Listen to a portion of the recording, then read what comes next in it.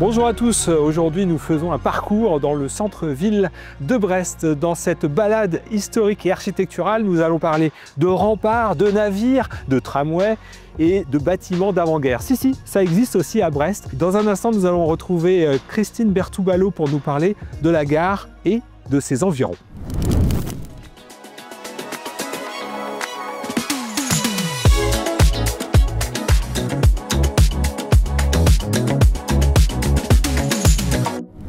La gare n'est pas un bâtiment de la reconstruction, c'est bien un bâtiment d'avant-guerre de 1937 qui a été construit par Urbain Cassin. Le seul exemple avec Dinan de l'architecture ferroviaire de l'entre-deux-guerres.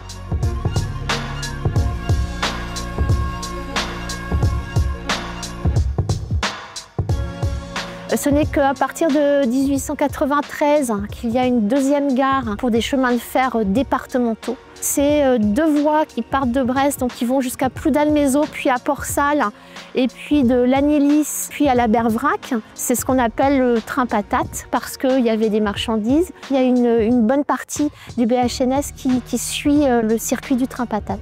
L'esplanade était déjà là, bien avant déjà cette gare, mais elle a surtout évolué en 1990 à l'arrivée du TGV. Faire une allée toilée en fait, de circulation vers la ville, mais aussi de créer un belvédère sur la rade, puisqu'on est sur la ville haute ici, et donc ce belvédère donne vue sur le port. C'est vrai que c'est une porte d'entrée ou une porte de départ, mais c'est aussi la vocation de Brest, un port de départ, un port d'arrivée. On est fidèle à l'histoire de Brest.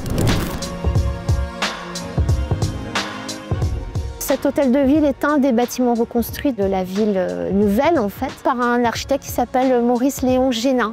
C'est un bâtiment moderniste qui rentre dans l'architecture administrative, je dirais, de l'après-guerre. Les alentours, en fait, c'est aussi les glacis d'abord, qui est devant les fortifications, avec des manifestations de foire aux puces, cirque et autres manifestations que les gens ont pu connaître avant. Et au fil du temps, cette place, elle est en 61 raccrochée à cette mairie, mais avec quand même l'idée qu'on fait une rue entre l'hôtel de ville et la place, qui est plutôt une place avec des jardins. Et puis en 90, eh bien, on connecte complètement la place de la Liberté à l'hôtel de ville et on retrouve aussi la monumentalité de l'édifice. Ici au cours d'Ageau, il reste 600 mètres de remparts. Mais Brest possédait des fortifications beaucoup plus étendues. On va le découvrir tout de suite avec Jean-Yves Besselièvre au pied du château. Au XVIIe siècle, lorsque Richelieu choisit Brest comme un lieu d'implantation d'un arsenal de marine de guerre, on va construire une première enceinte urbaine, qui est une enceinte en terre relativement modeste, qui a une emprise très limitée.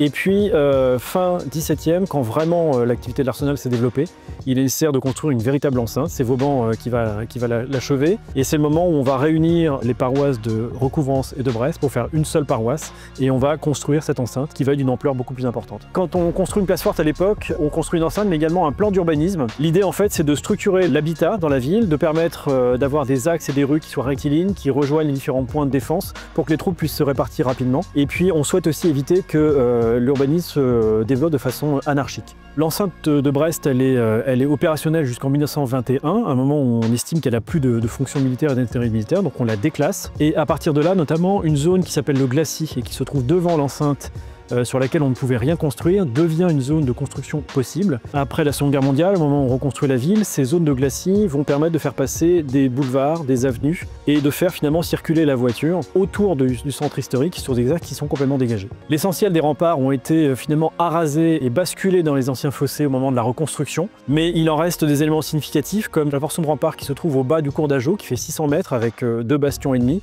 On en trouve également Square Maton, à côté de la place de Liberté, à Caliverzan, il y a un élément d'enceinte qui est encore significatif. Le plan de la ville urbain finalement est très peu éloigné de celui qu'a créé Vauban à la fin du XVIIe siècle.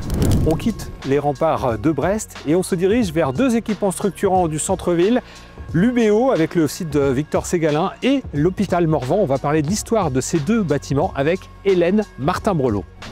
Ce bâtiment a été inauguré en 1994. À partir des années 80, il y avait une réelle volonté de restructurer en fait, l'espace urbain, d'embellir ce centre-ville dont les Brestois n'étaient pas, on va dire, particulièrement amoureux. Et donc l'occasion est donnée, avec cette construction, de participer à la création d'un arc culturel et éducatif. Massimiliano Fuksas, architecte italien, donc remporte le concours. L'idée est effectivement d'ouvrir la ville, de l'animer et d'amener aussi de la jeunesse. 5000 étudiants quand même et 300 personnes qui travaillent ici, qui participent aussi à une forme de revitalisation de ce centre reconstruit. Une intention d'inscrire Brest aussi dans une forme de modernité très assumée. Et donc on a effectivement ce bâtiment avec des formes arrondies, une partie sur pilotis et donc peut-être aussi une forme d'inscription et de réponse à ce bâtiment de l'hôpital Morvan. Brest possédait un hôpital mais qui était extrêmement vieillissant. Il y avait une réflexion depuis le début du 19e siècle sur la construction d'un nouvel hôpital.